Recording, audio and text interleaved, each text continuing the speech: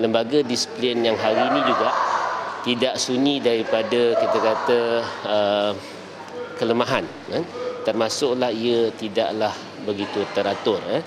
Mungkin ada yang nyatakan sebab dia tidak diketuai oleh orang yang ada latar belakang undang-undang.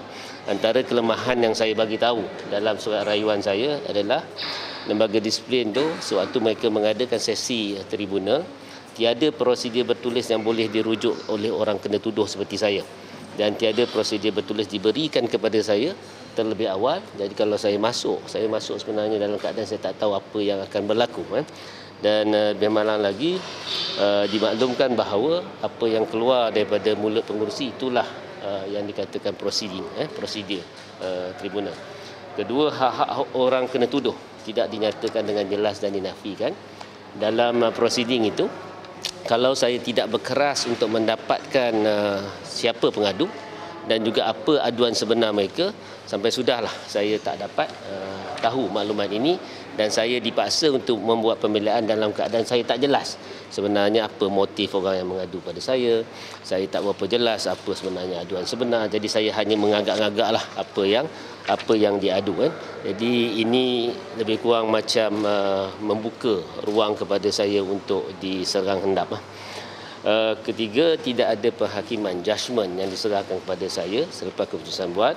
Dan keempat, seperti yang semua tahu, hukuman yang tidak wajar dijatuhkan sampai 6 tahun atas kesalahan apa saya pun tak tahu. Jadi macam mana mereka arrive to that decision pun saya tidak faham. Dan kelima, ada kebocoran maklumat.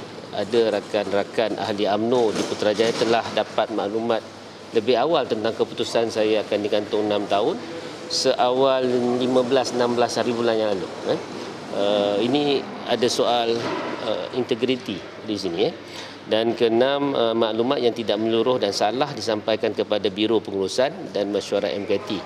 Saya dimaklumkan bahawa laporan keputusan lembaga disiplin ini disampaikan kepada Mesyuarat Pengurusan.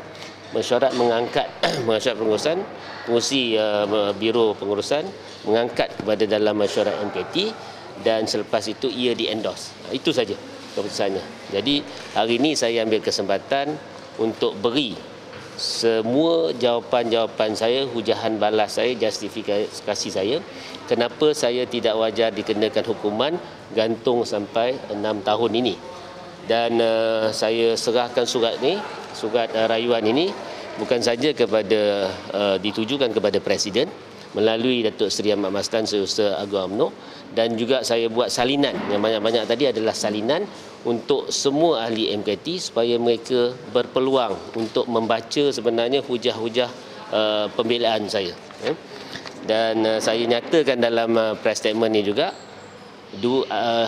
dua hujah utama saya kenapa saya tidak wajar dikenakan tindakan.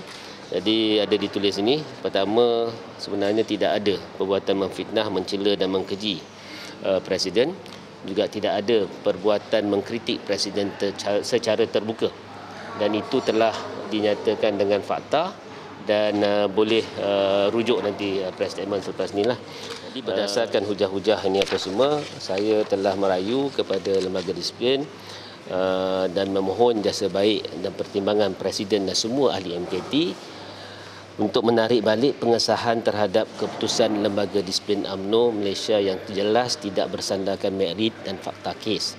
Kedua, membatalkan hukuman penggantungan saya selama 6 tahun yang jelas zalim dan tidak masuk akal. Dan ketiga, mengembalikan semula hak-hak keahlian saya, termasuk jawatan saya sebagai Ketua UMNO Cawangan dan timbalan Ketua UMNO bahagian yang saya menangi melalui proses demokrasi yang sihat dan dalam pertandingan yang adil, tanpa menyalahi tata etika parti termasuk politik wang. So, semua yang saya lakukan ini adalah untuk kebaikan UMNO. Semoga dengan kebenarikan semula pengesahan dan hukuman yang zalim dan tidak masuk akal ini, imej UMNO akan menjadi semakin baik serta dilihat lebih adil dan lebih demokratik di mata ahli dan juga rakyat Malaysia. Terima kasih. Ada soalan? Ada tu macam timing diberikan bila akan dapat maklumat. Saya akan follow up sekali lagi dalam masa 2 minggu. Saya akan tanya sekali lagi lah. Mungkin atas seminggu lah. Kalau semua dah baca, seminggu kita boleh tanya kan. Tapi kita tengoklah dalam masa 2 minggu tengoknya. Yang penting pada saya ahli UMNO perlu ambil opportunity ini, peluang ini untuk menunjukkan kepada ahli dan rakyat bahawa mereka bersikap adil dan mereka bersifat terbuka dan demokratik dalam menerima pandangan berbeza daripada ahli UMNO. Cara kita mengendalikan pandangan ahli UMNO dan juga rakyat sudah berbeza. Jangan kita guna kaedah yang autokratik, kaedah yang lama, sebab ini akan memberikan persepsi yang negatif terhadap parti dan juga peluang kita untuk memenangi pilihan raya yang akan datang.